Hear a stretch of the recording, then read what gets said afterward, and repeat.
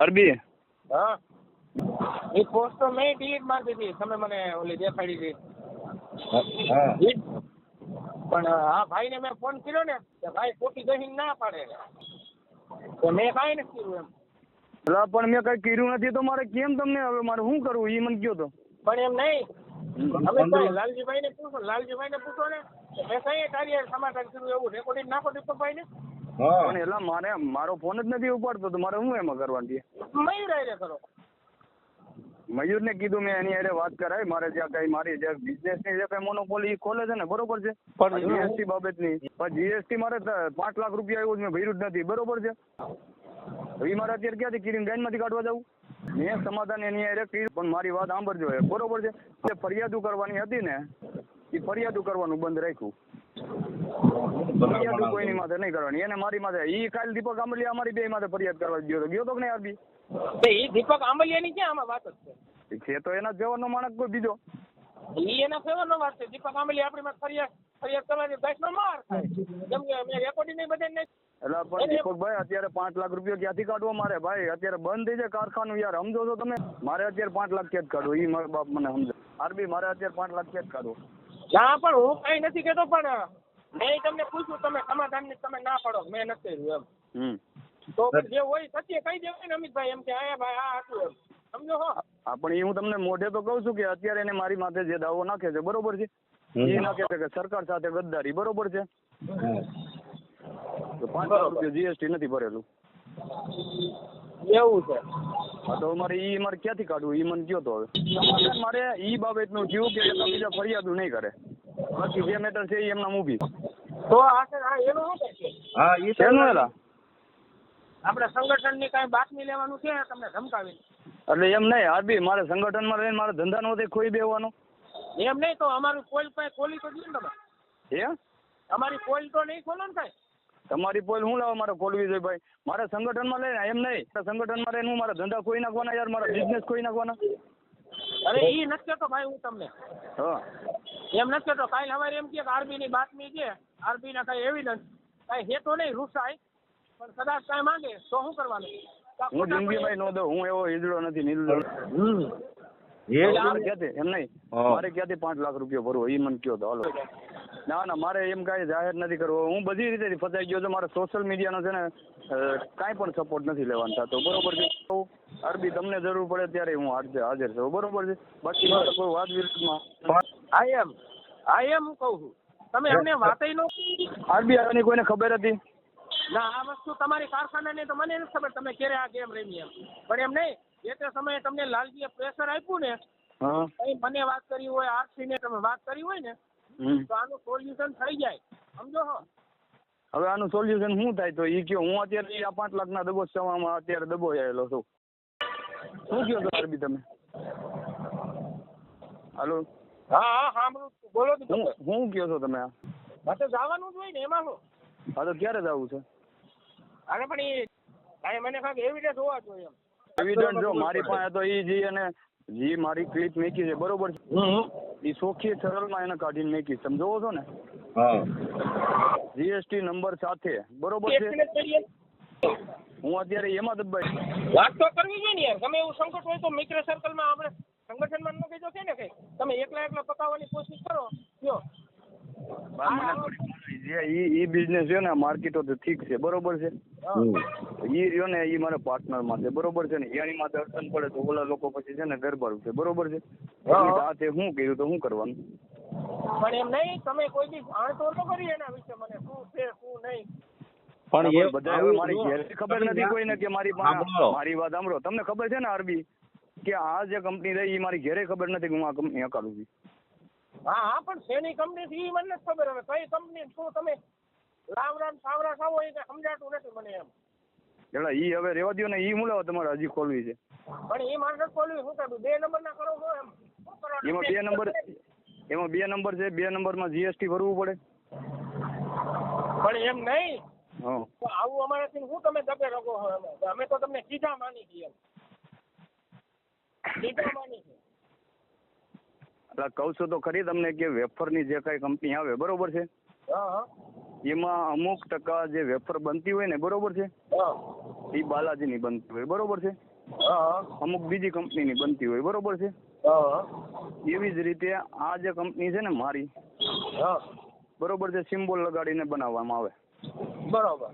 Symbol લગાડીને બનાવવામાં આવે. અને આ માલ હોય ને કોઈ ટૂંકમાં જે માર્કો મારે ખબર છે સ્ટેમ્પ હા હા સ્ટેમ્પ વાળી નું હોય, બરોબર છે, બરોબર સ્ટેમ્પ ની હોય.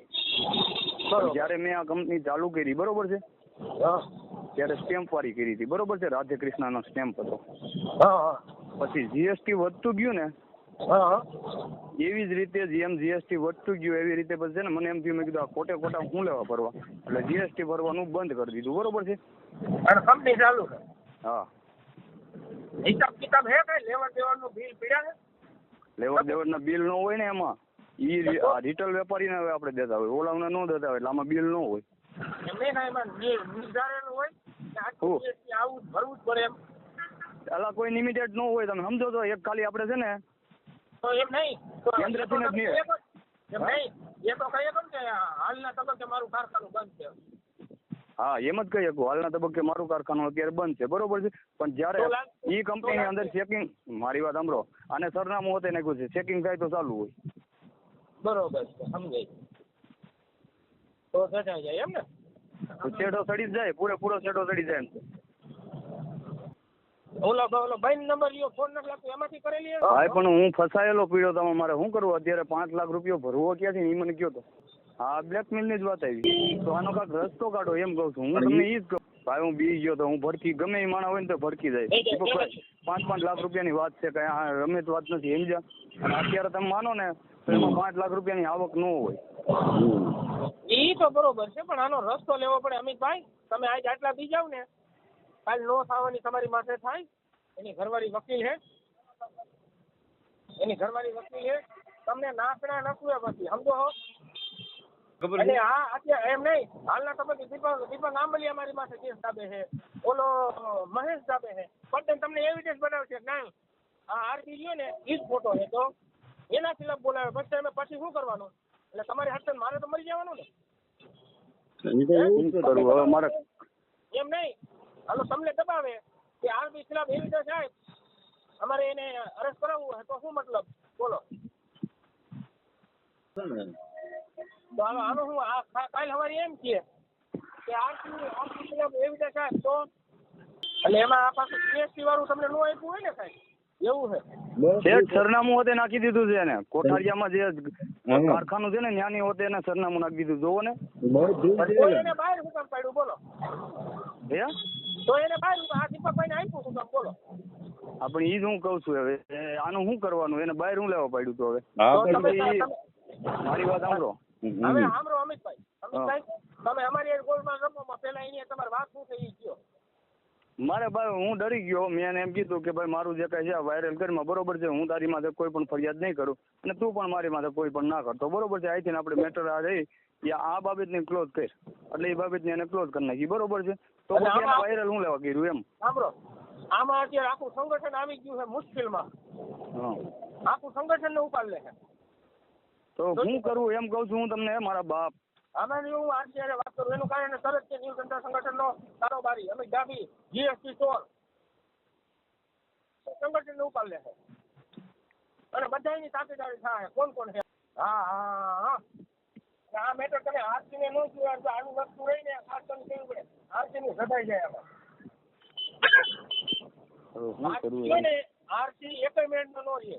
હવે એને તમે બાંધી લીધો તો લાલજી વાઘેલાને, કોઈ દીપકભાઈ ને કીધું ખોટા બીજા નંબર ઉપરથી આપ્યું, એક નંબર ઉપરથી આપ્યું. બોલો કેનું સમાધાન આમાં? હવે સમાધાન તો નો જ કહેવાય. તો હવે તો આપણે કરી શકીએ ને ગમે એ, બરોબર છે. હા એમ આપી શકે, બધાને આપે. અરે એમાં મને કઈ ખબર નથી પડતી. તમે મને અમિતભાઈ કાંઈક આપ્યું હતું, ઈ શું હતું? યાર આ પૂછો ને. અને નીચે હું લખેલું જો, રાધે કૃષ્ણ નીચે લખેલું છે, સરનામું હોતે. એવું છે એમ ને? હા સાચી વાત. ના સાચી વાત છે. તો હવે આ હે ને અમિતભાઈ, આરસી મીટિંગ કરો, આરસી ની કયો આમાં આરસી ની જેવાય જાય. તમે તમારા 5 લાખ નું રોવો છો, ઓલાનું સીધું 500 માણા ઉપાડ લે. એટલે ઈ એમ મારે પ્રાઇવેટ લિમિટેડ છે, બરોબર છે, કોઈ સરકારી નથી. પણ સરકારના સોર્સ ત્યાં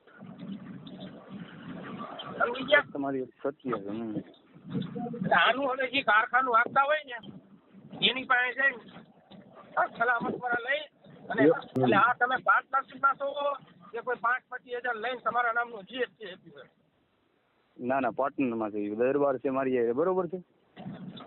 હાલના તબક્કે તમારો ભાગ છે અંદર? હા છે. હા તે સારું હાલો. હાલો.